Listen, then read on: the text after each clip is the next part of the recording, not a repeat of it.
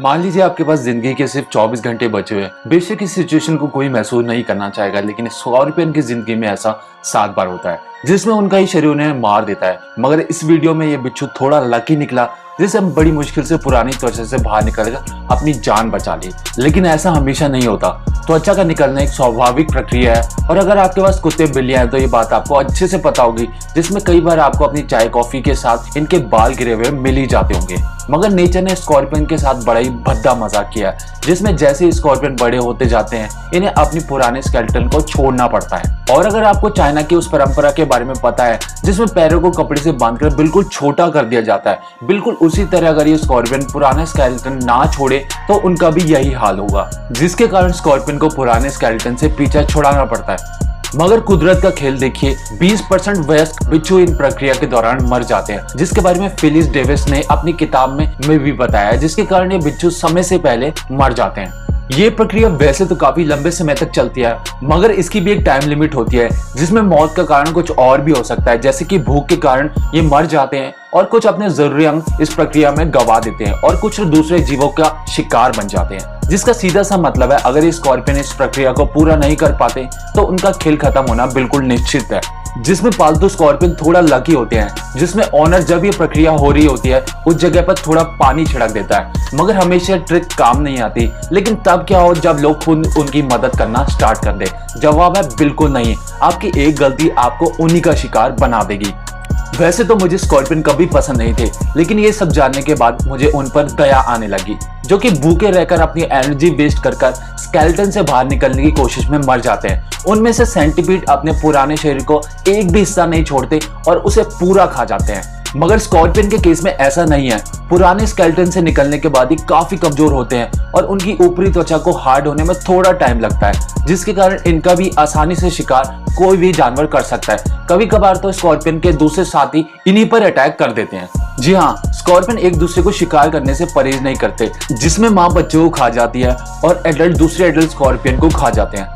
और अगर इस प्रक्रिया के बाद कोई स्कॉर्पियन से लड़ना भी चाहे तो वह उसका मुकाबला नहीं कर पाएगा, और इस बात का फायदा ये मेयर कैट उठा लेते हैं। अपने नन्हे बच्चों को शिकार करने के लिए ये उन्हीं स्कॉर्पियन को पकड़ते हैं जिन्होंने हाल ही में स्किन निकाली होती है, और उन्हें अपने बच्चों को प्रैक्टिस करने के लिए दे देते हैं, जिससे वह सीख सके कि इनका शिकार कैसे करना है। और जब मेयर कैट के बच्चे बड़े हो जाते हैं तो वह खुद ही बड़े स्कॉर्पियन जिनका डंक विकसित नहीं हुआ होता उनका शिकार करना सीखते हैं। जिसके बाद आती है फाइनल स्टेज, जिसमें बच्चे एक जीवी स्कॉर्पियन जिनके पास जहर भी होता है उनका खुद शिकार करके उन्हें मार डालते हैं। लेकिन क्या सारे स्कॉर्पियन जहरीले होते हैं? ये स्कॉर्पियन जन्म से जहर के साथ पैदा नहीं होते, जिसे बनाने में पूरे 7 स्टेज का समय लगता है। पहली स्टेज में बिल्कुल सफेद होते हैं, जो कि अपने माँ की पीठ पर चढ़े रहते हैं, और उस समय उनके पास कोई त्वचा भी नहीं होता और उनके क्लॉज बहुत ही ज्यादा सॉफ्ट भी होते हैं। दूसरी स्टेज में इनका स्केलेटन थोड़ा हार्ड हो जाता है और जहर वाला हिस्सा इनका शरीर पर दिखने लगता है, और जैसे स्टिंगर उनकी बॉडी पर विकसित होता है उनका शरीर भी चमकने लगता है। जी हाँ, ये स्कॉर्पियन रात को भी चमकने लगते हैं, और जैसे ये थोड़े बड़े होते जाते हैं ये और ज्यादा खतरनाक दिखने लगते हैं, और समय के साथ इनके शरीर में काफी मात्रा में फ्लोरोसेंट कंपाउंड इनके शेल में आ जाते हैं,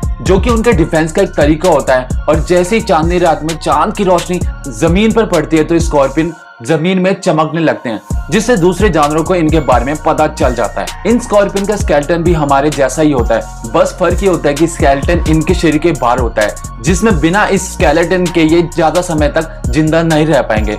वहीं अगर ये स्कॉर्पियन गलती से भी स्केलेटन के अंदर ज्यादा समय तक रह लेते हैं तो उन्हें अपनी जान गंवानी पड़ जाती है। इनका स्केलेटन बहुत ही हार्ड होता है, बेशक ये किसी मेयर कैट को रोक ना पाए, मगर इसकी एक खूबी एकदम बेजोड़ है। इसके शरीर में मौजूद क्लॉज में मेटल एटम भी पाए जाते हैं, बेशक वे मात्रा में ज्यादा नहीं हो, जो कि उन्हें एवोल्यूशन में मिला है। मगर पते की बात, इसकी मात्रा ज्यादा नहीं होनी चाहिए, वरना इसका हर्ष कुछ इस स्कॉर्पियन जैसा हो जाएगा, जो कि पूरी तरह से कॉपर से कवर हो चुका है, जिसके शरीर के हर एक हिस्से में कॉपर चढ़ चुका है, जिसके बारे में साइंटिस्ट खोज में लगे हुए हैं कि आखिर ऐसा हुआ कैसे। कुछ का मानना है कि स्कॉर्पियन किसी कॉपर रिच लिक्विड के संपर्क में आ गया था, जो कि कुछ समय बाद इवेपोरेट हो गया।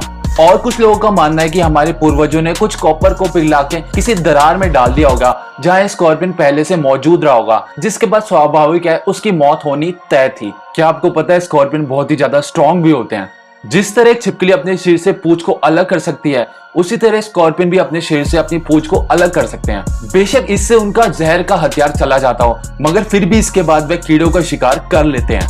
मगर ऐसा करने के बाद पूरी जिंदगी भर इनकी पूंछ फिर से नहीं उग पाती। बेशक स्कॉर्पियन अगर फिर से अपनी पूंछ उगा लेते हैं तो उनके लिए कितना अच्छा होता, मगर नेचर ने उनको ये ताकत नहीं दी। जैसे कि केकड़े अपने क्लॉज को उगा लेते हैं और मकड़ियां अपने पैर को विकसित कर लेती हैं, पर ये स्कॉर्पियन ऐसा नहीं कर पाते। लेकिन इसके पीछे की वजह क्या है, जवाब ढूंढने के लिए हमें थोड़ा पीछे जाना पड़ेगा।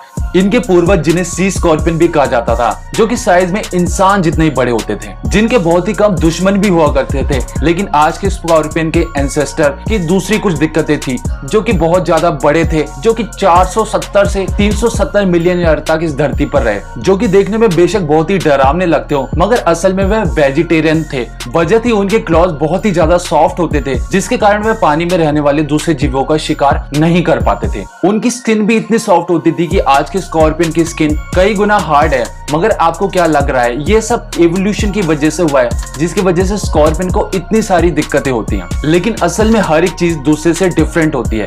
एवोल्यूशन की प्रक्रिया में नेचर ने किसी को भी अपना फेवरेट नहीं बनाया। उसी तरह टेरेंटुला जैसे समय के साथ बढ़ती है, उसे अपना पुराना स्केलेटन से निकलने में उतनी दिक्कत होती है, जिसमें कई बार उसे अपने हाथ पैर भी गंवाने पड़ जाते हैं। मगर जैसे मैंने पहले बताया था, ये मकड़ियां कोई अंग खोने के बाद फिर से उन्हें उगा लेती हैं। यहाँ तक कि कई बार इस प्रक्रिया के कारण सांपों को भी बहुत ज्यादा दिक्कत होती है। जैसे कि यहाँ आप देख सकते हैं, ये पाइथन स्किन निकालते समय उसी में फंस के रह गया, जो कि आपने इससे पहले कभी नहीं देखा होगा। लेकिन आपको क्या लगता है, सिर्फ जानवर ही अपनी स्किन को उतारते हैं? जानवरों की तरह इंसानों की भी स्किन निकलती है, बस फर्क इतना होता है कि हमारी स्किन छोटे छोटे फ्लेक्स के रूप में निकलती है, जिसमें कई बार नहाते वक्त ये छोटे छोटे फ्लेक्स पानी के साथ निकल जाते हैं, जिसके बारे में हमें कभी पता भी नहीं चलता।